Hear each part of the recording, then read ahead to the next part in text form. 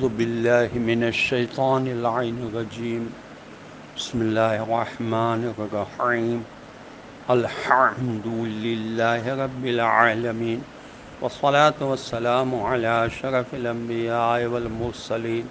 وعلى آله الطيبين الطاهرين المعصومين المظلومين أما بعد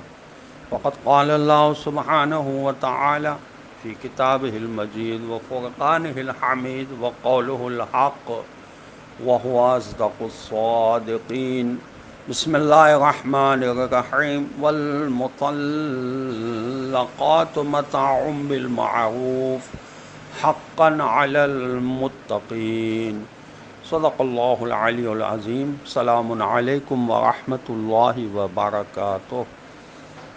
اللہ تبارک و تعالیٰ کا شکر ہے کہ آج کی چھٹی آیت آپ کی خدمت میں پیش کی جا رہی ہے، جو سورہ مبارکہ بقرہ کی جو قرآن مجید کا دوسرا سورہ ہے، آیت نمبر 241 ہے۔ اس آیت کا لفظی ترجمہ یہ ہے والمطلقات، اور مطلقہ عورتوں کے لیے متاع بالمعروف، نان و نفقہ جو ہے وہ دستور کے مطابق ہے، حقاً علی المتقین، اور یہ لازم کر دیا گیا ہے پرہیزگاروں کے لیے کہ وہ مطلقہ عورتوں کو ان کا نان و نفقہ دیں جب تک ان کی عدت پوری نہ ہو جائے، اور ان کو اپنے گھروں سے نہ نکالیں بلکہ اپنے گھروں میں رکھیں اور ان کا خیال کریں، اور ایسے معاملات کریں، ایسا رویہ اختیار کریں کہ معاملات جو ہیں وہ سدھر جائیں۔ حضرت رسول خدا صلی اللہ علیہ وسلم کی حدیث ہے بیاع الانواع کی جلد 77 صفحہ 71 اور 72 پر، حضرت ابراہیم علیہ السلام کے صحیفوں میں ہے کہ جب تک عقل مندوں کی عقل و خرد پر خواہشات کا غلبہ نہیں ہوتا،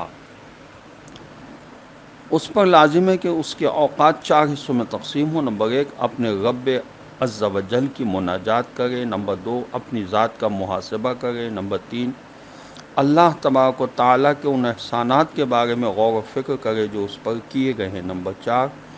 حلال سے لذت اٹھانے کے لیے خلوت کرے، کیونکہ وقت کا یہ حصہ باقی حصوں کے لیے معاون اور مددگار ثابت ہوتا ہے، اور اس سے دلوں کی تفریح و ترتیب ہوتی ہے۔ ہمارے اوقات کے تقسیم میں جب توازن نہیں رہتا تو معاملات خراب ہو جاتے ہیں۔ امام موسی کاظم علیہ السلام کی حدیث ہے بیاع الانواع کی جلد 78 صفحہ 321 اور 346 پر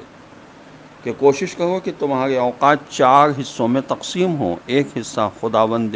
کریم کے ساتھ مناجات کے لیے، ایک حصہ معاشی امور کے لیے، ایک حصہ دوستوں، بھائیوں اور ان باوثوق لوگوں کے لیے جو تمہیں تمہارے عیوب سے مطلع کریں اور باطنی طور پر تمہارے لیے مخلص ہوں، اور ایک حصے میں تم جائز لذتوں کے لیے خلوت کرو۔ اب اس سے زیادہ اور کیا واضح بتایا جائے۔ بیاع الانواع کی جلد 16 صفحہ 150-151 پر ہے کہ حضرت امام حسین علیہ السلام فرماتے ہیں، میں نے اپنے والد گرامی سے حضرت رسول خدا صلی اللہ علیہ وسلم کے اوقات کار کے بارے میں سوال کیا تو انہوں نے فرمایا کہ حضرت صلی اللہ علیہ وسلم کے اوقات کار ان کے اپنے اختیار میں تھے، چنانچہ جب آپ صلی اللہ علیہ وسلم اپنے گھر میں ہوتے تو اپنے اوقات کار کو 3 حصوں میں تقسیم فرماتے، ایک حصہ اللہ کے لیے، ایک اپنے اہل و عیال کے لیے، اور ایک حصہ خود اپنے لیے مخصوص فرماتے۔ پھر اس آخر حصے کو اپنے اور لوگوں کے درمیان تقسیم کرتے، اس میں خواص و عوام کا خیال کرتے، اس سے کچھ بھی نہ بچاتے۔ امت کے لیے مخصوص حصے میں حضرت صلی اللہ علیہ وسلم کا طریقہ کار یہ تھا کہ وہ اس میں اہل فضل کو ترجیح دیتے، اور دینی اعتبار سے جس قدر کوئی صاحب فضیلت ہوتا اسی قدر اس کے لیے وقت کا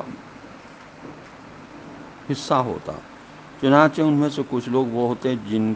کی صرف ایک حاجت ہوتی، بعض کی صرف 2 حاجتیں ہوتی ہیں، اور کسی کی بہت سی حاجتیں ہوتی۔ امام جعفر صادق علیہ السلام کی حدیث ہے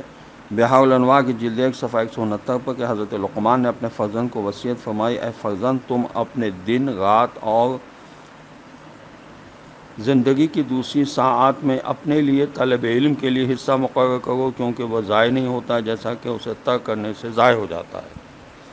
حضرت علی علیہ السلام کی حدیث غرر الحکم میں ہے کہ تیرے رات اور دن تیری تمام حاجات پر حاوی نہیں ہو سکتے، لہذا تو انہیں اپنے کاموں اور آرام میں تقسیم کر۔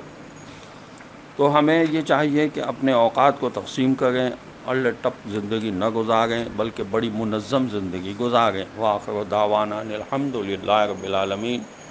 والسلام علیکم ورحمۃ اللہ وبرکاتہ۔